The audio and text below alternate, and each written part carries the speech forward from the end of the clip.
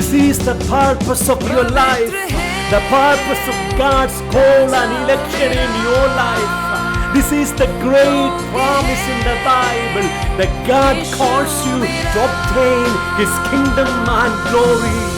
मेरे लिए घर ऊंचा और ऊंचा बन रहा है प्रभु की उपस्थिति में। खुदा के हाथों बनाया हुआ घर तैयार हो रहा ऊंचाई में। मेरे लिए घर ऊंचा और ऊंचा बन रहा है प्रभु की उपस्थिति में। खुदा के हाथों बनाया हुआ घर तैयार हो रहा ऊंचाई में। 10,000 में जो सुंदर है उसे देखूंगा। महिमामय मेरे पिता को मैं देखूंगा। 10,000 में जो सुंदर है उसे देखूंगा। महिमामय मेरे पिता को मैं देखूंगा।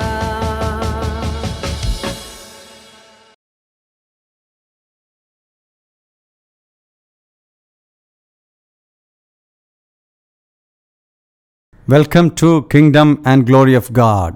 परमेश्वर की राज्य की ओर, उसकी महिमा की ओर मेरे सभी माननीय दर्शकों का हार्दिक स्वागत। परमेश्वर ने आपको इसलिए बुलाया उसके राज्य और उसकी महिमा को प्राप्त करने के लिए है। परमेश्वर का राज्य का अर्थ क्या है? द गवर्नमेंट ऑफ गॉड, यानी कि परमेश्वर का शासन है अर्थ। एक व्यक्ति अपने स्वयं के शासन को समाप्त कर यीशु मसीह की प्रभुता को स्वीकार कर परमेश्वर की शासन की ओर जब वापस आएगा, वह परमेश्वर के राज्य में आ गया। परमेश्वर का राज्य उसी में आ गया। अब वह स्वयं ही परमेश्वर का राज्य बन गया। दूसरी बात है, यीशु मसीह जब इस पृथ्वी पर वापस आएगा, इस पृथ्वी के सभी शासनों, प्रधानताओं, अधिकारों और प्रभुताओं को समाप्त कर राज अथवा पृथ्वी का शासन जब पिता परमेश्वर को सौंपेगा, परमेश्वर का राज्य वास्तव में इस पृथ्वी पर प्रकट होगा। अपने 1000 साल शासन के पश्चात इस समय में मौजूद पृथ्वी और आकाश को हटाकर परमेश्वर एक नई पृथ्वी और आकाश को स्थापना कर परमेश्वर द्वारा बनाया गया स्थिर नींव वाला एक नए यरूशलेम नामक शहर का निर्माण कर परमेश्वर सभी युगों से बचाए गए परमेश्वर के बच्चों एक साथ मिलकर जब जीवन शुरू करेगा, अनंत राज्य प्रकट होगा। परमेश्वर ने आपको इसलिए बुलाया उसके राज्य को प्राप्त करने के लिए ही नहीं, उसके महिमा को भी प्राप्त करने के लिए है। परमेश्वर की महिमा का अर्थ क्या है? बाइबल के इतिहास में एक मनुष्य के इंद्रियों को समझने लायक माप में परमेश्वर जब प्रकट किया, तब उस परमेश्वर की प्रत्यक्षीकरण को बताया गया नाम है परमेश्वर की महिमा। परमेश्वर की महिमा का अर्थ देखने वाला, छूने वाला और सुनने वाला परमेश्वर की उपस्थिति है। The visible, tangible and the audible presence of God। दूसरी बातों में कहें तो परमेश्वर के जीवन की संपूर्ण प्रकटीकरण को ही उसकी महिमा कहते हैं। परमेश्वर की महिमा का अर्थ परमेश्वर स्वयं ही है। एक परमेश्वर की संतान के वास्तविक आशीष और अधिकार इस पृथ्वी का कोई भी आशीष नहीं। स्वर्ग में पहुंचने पर मिलने वाला विशेष प्रकार के इनाम, नए यरूशलेम नगर में प्राप्त होने वाला विशेष प्रकार के भवन, उसकी आशीष और अधिकार भी नहीं। परमेश्वर की संतान के वास्तविक आशीष और अधिकार परमेश्वर स्वयं ही है अथवा परमेश्वर की महिमा है। पवित्र ग्रंथ के सभी उपदेशें परमेश्वर के राज्य के, परमेश्वर की महिमा की आधार पर ही परमेश्वर ने प्रकट किया है। एक बार फिर परमेश्वर के राज्य की ओर और उसकी महिमा की ओर आप सबका हार्दिक स्वागत। परमेश्वर की धार्मिकता के बारे में ही पिछले 25 एपिसोड्स के द्वारा हम सीख रहे थे। रोमियो की पत्री के शुरू के 3 अध्यायों में मानव राशि के मूलभूत समस्याओं के बारे में बताया है। क्या है मानव राशि के मूल समस्याएं? सभी मनुष्यों ने परमेश्वर के नियमों का उल्लंघन कर परमेश्वर के विरुद्ध में पाप करके पापी बन गया है। परमेश्वर की क्रोध में अनंत मौत के लिए दंडित किया गया है। मनुष्य अपने पापों के द्वारा परमेश्वर को धिक्कारा, परमेश्वर के जीवन को खो दिया, परमेश्वर की महिमा से गिर गया है। इस प्रकार परमेश्वर को खोया हुआ मनुष्य पापों से छुड़ाकर धार्मिकता पाकर परमेश्वर की ओर वापस आने के लिए कठिन परिश्रम करते फिरता है। रोमियो की पत्री 3 अध्याय के 20वें वाक्य में कहा गया है, वाचा के नियमों के प्रवृत्तियों से मनुष्य करने वाला कोई भी कर्म मार्गों से परमेश्वर के समक्ष में धर्मी नहीं बन सकता, किंतु परमेश्वर अपनी प्रेम की संपूर्णता में अपने एकलौता पुत्र यीशु मसीह को पृथ्वी पर भेजकर उसको हमारे बदले में पाप बनाकर पाप का दंड यीशु मसीह के ऊपर देकर उसको तोड़ डाल करके यीशु मसीह के शरीर के ऊपर हमें परमेश्वर के साथ मेल करा करके एकता में लाया है। इस यीशु मसीह में परमेश्वर ने पूरा किया। इस उद्धार के पद्धति में छुटकारे में विश्वास करने वाला कोई भी व्यक्ति के विश्वास को परमेश्वर धार्मिकता के रूप में गिनकर उसके पापी नाम को बदल करके धार्मिकता प्रदान कर धर्मी घोषित करता है। इस प्रकार विश्वास के द्वारा परमेश्वर एक व्यक्ति को अपनी धार्मिकता दान में देता है। इस धार्मिकता को पाने से उत्पन्न विविध प्रकार के फलों के बारे में हम पिछले एपिसोड्स में सीख रहे थे। रोमियो की पत्री 5वें अध्याय में परमेश्वर की धार्मिकता पाने का पहला फल है धार्मिकता है। पाप किए बिना व्यक्ति के रूप में परमेश्वर ऐसा मानता है, ऐसा धार्मिकता है। इसलिए अब हमें परमेश्वर के साथ शांति है, परमेश्वर के साथ मेल मिलाप है, रिकन्सिलिएशन है। हमें परमेश्वर के साथ शत्रुता नहीं है। उसे यीशु मसीह के रक्त के द्वारा, शरीर के द्वारा हमें परमेश्वर के साथ शांति में लाया, मेल मिलाप और एकता में लाया है। हमें जिस अनुग्रह में हम खड़ा हैं उसमें यीशु मसीह के द्वारा प्रवेश की अनुमति मिल गई है।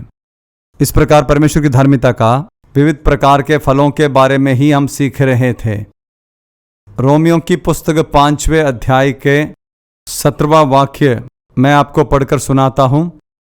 एक व्यक्ति के उल्लंघन के द्वारा मृत्यु उस अकेला व्यक्ति के द्वारा राज किया तो अनुग्रह धार्मिकता का दान की समृद्धि पाने वालों को यीशु मसीह नामक अकेला व्यक्ति के द्वारा सबसे बढ़कर जीवन में राज करेगा।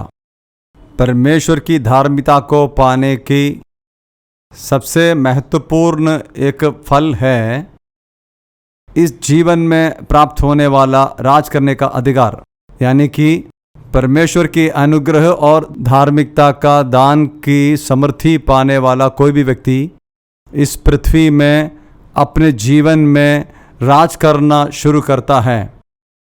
उसके जीवन के विरुद्ध में आने वाला सभी प्रकार के आत्मिक शत्रुओं के ऊपर राज करने लायक अधिकार परमेश्वर की धार्मिकता पाने वाले के ऊपर परमेश्वर ने आदेश देकर दिया गया है। पाप के ऊपर राज करने उसे अधिकार मिलता है। मृत्यु के ऊपर भी राज करने के लिए उसे अधिकार प्राप्त है।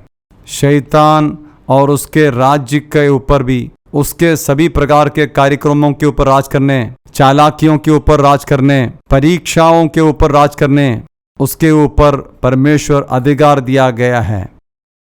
पाप के परिणाम स्वरूप उत्पन्न सभी प्रकार के श्रापों के ऊपर, बीमारियों के ऊपर, गरीबी, अशांति, झगड़ों में, यही नहीं सभी प्रकार के सभी समस्याओं के ऊपर शासन करने का अधिकार परमेश्वर आपको प्रदान किया गया है करके आप निश्चित तौर पर जानना है।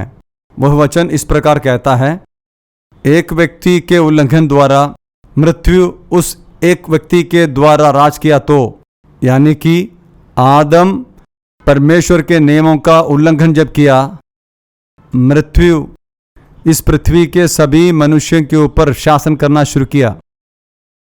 मृत्यु का राज सुनिश्चित है, सभी मनुष्यों के ऊपर मृत्यु राज कर रहा है, इसमें कोई बदलाव नहीं। इसी प्रकार परमेश्वर की अनुग्रह, धार्मिकता का दान की समृद्धि पाने वाला यीशु मसीह के द्वारा इस पृथ्वी के ऊपर राज करेगा।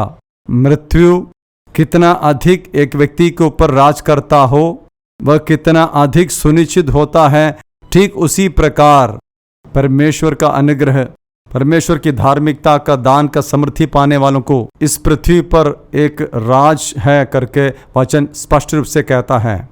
उत्पत्ति के पुस्तक के एक अध्याय में 26 वाक्य से लेकर के जब हम सीखते हैं, परमेश्वर ने मनुष्य की सृष्टि करने के पश्चात उसके सभी प्रकार के प्रवृत्तियों के ऊपर उसे अधिकारी बना दिया था। इस पृथ्वी के ऊपर भी, पृथ्वी के ऊपर के सभी सृष्टियों के ऊपर राज करने के लिए परमेश्वर मनुष्य को अधिकार दिया गया था। किंतु मनुष्य परमेश्वर के नियमों का उल्लंघन कर, परमेश्वर के विरुद्ध में पाप करके पापी बन गया, तब उसके ऊपर दिया गया इस अधिकार उसे नष्ट हो गया। किंतु परमेश्वर यीशु मसीह को मानव जाति के बदले में इस पृथ्वी पर भेजकर उनके पापों को यीशु मसीह के ऊपर ढाकर, यीशु मसीह को पाप बनाकर, उस पाप का दंड जब यीशु मसीह को दिया गया था, उस यीशु मसीह में छुटकारे के द्वारा परमेश्वर की धार्मिकता पाकर धर्मी बनकर, धर्मी व्यक्ति लोग बन जाने के बाद पाप के कारण नष्ट किया गया राज करने का अधिकार उसके ऊपर स्वाभाविक रूप में परमेश्वर के द्वारा पुनः स्थापित किया गया था। एक पापी को इस जीवन में राज नहीं कर सकता, किंतु परमेश्वर की धार्मिकता को पाने, धार्मिकता प्राप्त कर धर्मी बना हुआ एक व्यक्ति को इस पृथ्वी पर एक राज है। इस पृथ्वी के ऊपर, सृष्टियों के ऊपर इस समय उसे अधिकार नहीं है। वह परमेश्वर का राज्य वास्तविक में पृथ्वी पर प्रकट होगा, तब उस अधिकार उसे दोबारा प्राप्त किया जाएगा। किंतु आज इस परमेश्वर की धार्मिकता पा करके धर्मी बना हुआ धर्मी व्यक्ति के जीवन में आने वाला सभी प्रकार के आत्मिक शत्रुओं के ऊपर राज करने के लिए परमेश्वर उसे अधिकार दिया गया करके आप स्पष्ट रूप से जानना चाहिए।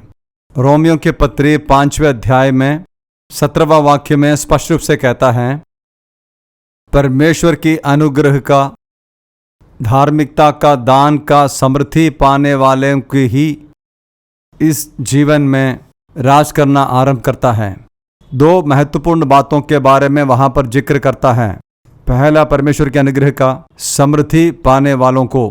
दूसरा, परमेश्वर की धार्मिकता दान का समृद्धि पाने वालों को। क्या है परमेश्वर की अनुग्रह की समृद्धि का मतलब? क्या है परमेश्वर की धार्मिकता का समृद्धि का मतलब? परमेश्वर के अनुग्रह का समृद्धि, परमेश्वर की धार्मिकता का दान का समृद्धि प्राप्त होने वाला ही इस पृथ्वी के ऊपर इस जीवन में राज करना शुरू करता है।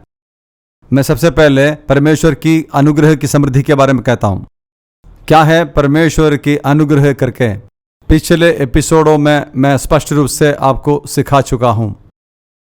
मनुष्य को उसकी उद्धार और धार्मिकता को प्रवृत्ति के द्वारा पूरा नहीं कर सका, तब सभी मनुष्यों ने प्रवृत्ति के द्वारा कोशिश करके पराजित हुआ, तब परमेश्वर अपना पुत्र यीशु मसीह के द्वारा मानव जाति के उद्धार और धार्मिकता पाने के लिए सभी जरूरी बातों को संपन्न किया था, उस पर काम करके पूरा किया था। परमेश्वर का अनुग्रह का अर्थ है मानव जाति के उद्धार के लिए परमेश्वर के द्वारा संपन्न किया गया प्रवृत्ति है। वह परमेश्वर का काम है। विश्वास करने वाला एक व्यक्ति को परमेश्वर उसे दान में देता है। यही परमेश्वर का अनुग्रह है। अब यीशु मसीह के क्रूस के द्वारा परमेश्वर द्वारा संपन्न किया इस अनुग्रह एक व्यक्ति में बांटा जाता है, पवित्र आत्मा के द्वारा है। विश्वास करने वाला एक व्यक्ति को परमेश्वर अपनी आत्मा को देकर इस उद्धार और धार्मिकता और उत्कार की गुप्त बातों को उसके भीतर में निवेश करके उस परमेश्वर की अनुग्रह में उस अनंत उद्धार के लिए उसे प्रतिदिन बढ़ाता जाता है। पवित्र आत्मा एक व्यक्ति में वास करके परमेश्वर की अनुग्रह उसके जीवन में प्रकट करता है। उद्धार में बढ़ने के बातों में, पापों को जीतने के बातों में, मृत्यु के ऊपर विजय पाने के बातों में, पवित्रताई में बढ़ने के बातों में, यीशु मसीह की संपूर्णता वाली उम्र तक बढ़ने की बातों में, मन को नए करके नई सृष्टि बन जाने की बातों में, परमेश्वर की सभी वचनों को मानने की बातों में, पापों के ऊपर विजय पाकर जय पाने वालों की बातों में, सभी बातों में पवित्र आत्मा उसके भीतर में वास करके उसकी सहायता करता है, उसे शक्ति प्रदान करता है, उसमें काम करते रहते हैं। यही परमेश्वर की अनुग्रह है। एक मनुष्य के लिए परमेश्वर का प्रवृत्ति, परमेश्वर की सामर्थ्य, परमेश्वर की सहायता उसका अनुग्रह। यह अनुग्रह एक व्यक्ति कैसे समृद्धि में पाया जाता है, क्योंकि परमेश्वर के अनुग्रह समृद्धि में पाने वाला व्यक्ति ही जीवन में राज करता है। एक व्यक्ति अपनी सारे प्रवृत्ति को समाप्त कर अपने स्वयं के सभी निर्भरताओं को समाप्त करके परमेश्वर के कामों में और सहायता में, सामर्थ्य में सिर्फ निर्भर होता, तब उसमें परमेश्वर का अनुग्रह समृद्धि के साथ प्रकट होगा। एक उदाहरण के साथ स्पष्ट करता हूँ। मत्ती, थॉमस ऐसे दो व्यक्तियाँ एक ही कलीसिया के दो सदस्य हैं। मत्ती अच्छा भाषण देने वाला है, थॉमस एक अच्छा गीतकार, आराधना के मुख्य हैं। उनके पासवान मत्ती से कहा था, अगले सप्ताह में आप परमेश्वर के वचन से सेवकाई करना। उसने किसी हिचकिचाहट के उस जिम्मेदारी को स्वीकार किया, क्योंकि वह एक अच्छा भाषण करता है। पास्टर ने थॉमस से कहा था, अगली सप्ताह आपने आराधना करना चाहिए, आराधना में अगुवाई करना है। उसने खुशी के साथ ही उस जिम्मेदारी को स्वीकार किया, क्योंकि वह एक अच्छा गीत कलाकार है। अगले सप्ताह में दोनों लोग खूबसूरती के साथ अपनी खूबियां प्रकट किया था। एक सप्ताह के बाद में पास्टर ने मत्ती से बुलाकर कहा, मत्ती, आने वाले सप्ताह में आप गीत गाकर आराधना में अगुवाई करना है। उसने कहा, पास्टर, वह कार्य मुझसे नहीं होता, क्योंकि मैं गीतकार नहीं। पास्टर ने कहा था कि आपको एकदम मेरी आज्ञा का पालन करना चाहिए। अगली सप्ताह में आपको ही गीत गा करके आराधना करना चाहिए। वह वापस चला गया, परमेश्वर की उपस्थिति में बैठकर प्रार्थना करना शुरू किया। है परमेश्वर, मैं गीतकार नहीं, मुझे गीत गाना नहीं आता। Help me Lord, help me Lord, give me your grace. वह अब परमेश्वर से मांगता है, परमेश्वर से अनुग्रह है। पिछले सप्ताह में जब भाषण देने के लिए कहा था, उसने ज़्यादा कुछ भी प्रार्थना नहीं किया और ना ही परमेश्वर के अनुग्रह को मांगा, क्योंकि उसे स्वाभाविक रूप से अपनी स्वयं की सामर्थ्य से भाषण दे सकता था। किंतु गीत गाना, आराधना में अगुवा करना, वह अपनी स्वयं के सामर्थ्य न होने के कारण परमेश्वर की उपस्थिति में गिड़गिड़ाते हुए परमेश्वर के अनुग्रह की मांग कर रहा है। अब पास्टर थॉमस से कहा था, अगले सप्ताह आपने वचन को सुनाना है। वह कंप गया, क्योंकि पास्टर मुझसे वचन की सेवकाई नहीं हो सकता, क्योंकि मैं भाषण करता नहीं। किंतु पास्टर ने कहा था कि आपको वचन की सेवकाई करना है, वह मेरी आज्ञा है। वह वापस गया और कमरे में प्रवेश किया, परमेश्वर के सामने रोना शुरू किया, प्रार्थना करना शुरू किया, हे परमेश्वर मेरी सहायता करो, help me Lord, give me your grace. पिछले सप्ताह गीत गाकर आराधना में अगुवाई करने के लिए कहा, तब उसमें ज़्यादा प्रार्थना नहीं किया, ना ही रोने की बात थी। अब मुझसे जो कार्य नहीं कर सकता है वह काम, परमेश्वर के दास ने जब कहा, उसे परमेश्वर की अनुग्रह का सबसे ज़्यादा ज़रूरत पड़ी, वह परमेश्वर से पुकार कर रो रहा है। देखिए, एक मनुष्य के स्वयं अपने स्वयं के सामर्थ्य में जब वह निर्भर होता है, एक व्यक्ति के स्वयं के ऊपर निर्भर होने के समय तक उसे परमेश्वर की अनुग्रह अनुभव नहीं कर सकता, अनुग्रह की समृद्धि की ओर नहीं आ सकता। सो परमेश्वर की अनुग्रह को प्राप्त करने का सबसे बड़ी रुकावट हम में जो स्वयं है वह है। परमेश्वर विविध प्रकार के हालातों को पैदा करके, विविध प्रकार के मार्गों के द्वारा हमारी स्वयं की सामर्थ्य को तोड़ना शुरू कर देता है। उद्धार पाया हुआ कोई भी व्यक्ति स्वयं के ऊपर निर्भर हुए बगैर परमेश्वर की अनुग्रह में ही आश्रित होना है करके परमेश्वर का सामर्थी निर्णय है। इसलिए स्वयं के ऊपर निर्भर होने वाला कोई व्यक्ति के जीवन में ज़्यादा सामर्थ्य वाला, ज़्यादा निर्णय लेने की सामर्थ्य वाला किसी भी व्यक्ति के जीवन में अनेक प्रकार के अनर्थ और कष्ट आ जाता है। ज़्यादातर समय वह आग की भट्टी में से होकर के गुजरता है। इस प्रकार लंबे समय तक कष्टों को झेल करके, नुकसानों को उठा करके, आग की भट्टी में से होकर गुजरकर उसके स्वयं के शक्ति, स्वयं के सामर्थ्य को खत्म कर देता है। जब उसके स्वयं के सामर्थ्य को समाप्त होता है, वह डरना शुरू करता है। क्यों है भय? परमेश्वर के हित को जानने के लिए, परमेश्वर के हित के अनुसार है या नहीं करके जानने के लिए वह कोई भी विषय में हस्तक्षेप नहीं करेगा। वह चुपचाप बैठकर परमेश्वर की हित के लिए प्रार्थना करता है, विलाप करता है। वह अब परमेश्वर की अनुग्रह में ही निर्भर होता है। पिछले दिनों में वह अपने स्वयं के सामर्थ्य पे निर्भर रहता था, अब वह परमेश्वर की अनुग्रह में ही निर्भर होना शुरू होता है। इस प्रकार एक व्यक्ति अपने स्वयं के सामर्थ्य को इनकार कर उस सामर्थ्य से बाहर आने के बाद वह परमेश्वर के अनुग्रह को समृद्धि के साथ अनुभव करना शुरू करेगा। मेरे जीवन के अनुभव को बताएं तो जब मैं 17 साल था, मैं परमेश्वर की सेवकाई के लिए निकल पड़ने वाला व्यक्ति है। मेरे स्वयं की सामर्थ्य में बहुत ही दृढ़ था। मुझे परमेश्वर की सहायता की, बहुत ज़्यादा अनुग्रह की ज़रूरत नहीं परमेश्वर के लिए एक कार्य करने के लिए। इस प्रकार मैं परमेश्वर के लिए कठिन परिश्रम करने पर उन सब का श्रोता मेरा स्वयं है, मेरी सामर्थ्य है और मेरी शक्ति है।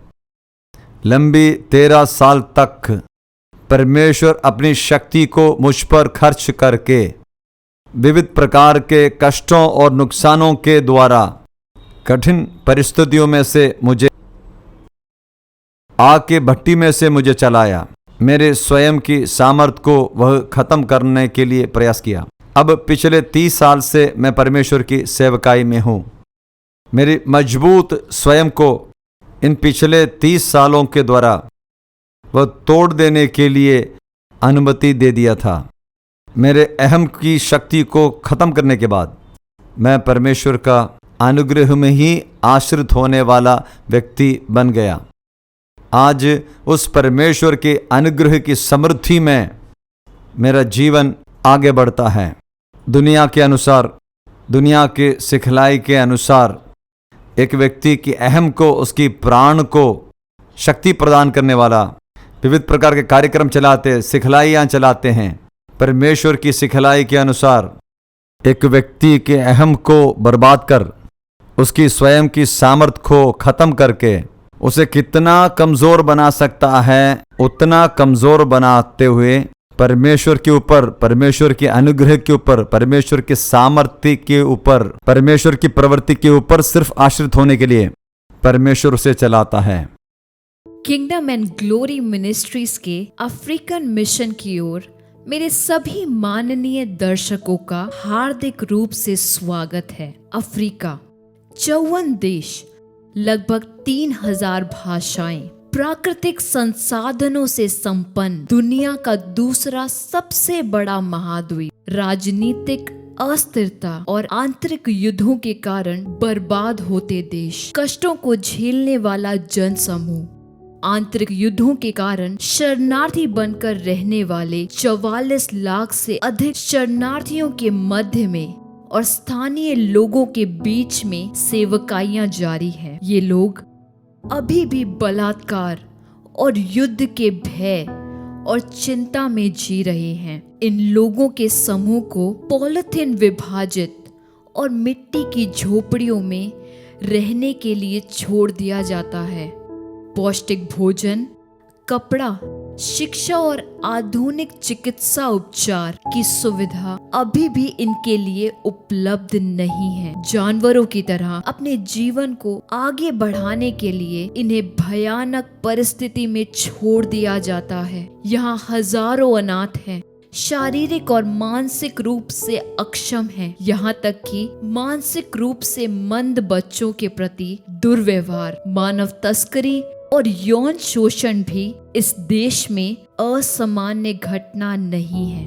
बच्चों से लेकर बड़ों तक पानी लाने के लिए लंबे समय तक लाइनों में इंतजार करना यहाँ का एक दैनिक दृश्य है। सांत्वना देने और साहस बढ़ाने के लिए हमारे मिशन के कार्यकर्ता घर घर जाकर परमेश्वर का वचन सिखाते और इनके लिए प्रार्थना भी करते हैं। ग्रामीण और दूर दराज के क्षेत्रों में सुसमाचार का प्रकाश लाने के लिए ग्रामीण सुसमाचार यूनिट की अपनी परियोजना पहले से ही शुरू कर दी है। उद्धार पाने वालों को मसीह में बढ़ाने के लिए गांव की कलीसियाएं मिशनरियों को विभिन्न अफ्रीकी देशों में भेजने के लिए बाइबल के प्रशिक्षण केंद्र, मानसिक रूप से कमजोर बच्चों के पुनर्निर्वास के लिए विशेष स्कूल, मुफ्त शिक्षा वाले प्राथमिक विद्यालय, अनाथ और गरीब बच्चों के लिए बच्चों का गांव। इसके अलावा हम नई परियोजनाओं के विस्तार और आरंभ करने की प्रक्रिया पर हैं, जैसे कि प्रत्येक गांव में एक प्राथमिक विद्यालय, बोरवेल, प्राथमिक स्वास्थ्य केंद्र, हर जिले में एक विशेष स्कूल, व्यावसायिक प्रशिक्षण संस्थान और बोरवेल इकाइयां। आपको भी इन परियोजनाओं में भाग लेने के लिए आमंत्रित किया जाता है। आप बच्चों के गांव, विशेष स्कूल, बाइबल स्कूल में से किसी एक को प्रायोजित कर सकते हैं। आप एक या अधिक मिशनरियों का समर्थन भी कर सकते हैं। आप हमारे साथ ग्रामीण चर्च भवन निर्माण, प्राथमिक स्वास्थ्य केंद्र, बोरवेल या बोरवे यूनिट में भागीदार हो सकते हैं। यदि आप एक विशेष शिक्षक, व्यवसायिक प्रशिक्षक, चिकित्सा पेशेवर या शिक्षक हैं, तो आपकी मदद की सख्त जरूरत है। आपके पास इस मिशन क्षेत्र में जाने और सेवा करने का अवसर है। यदि आप अपनी खुद की सेवकाई करने का दर्शन रखते हैं, तो हमारा एनजीओ आपको सभी आवश्यक कानूनी सहायता देने के लिए तैयार है। शब्दों से परे बर्बादी की हालत में रहने वाले हमारे सहजीवियों, साथियों की उन्नति और सहायता के लिए आए हम मिलकर काम करें। नया यरूशलेम नगर मेरा भवन है, तेरी महिमा की संपूर्णता का वारिस हूँ।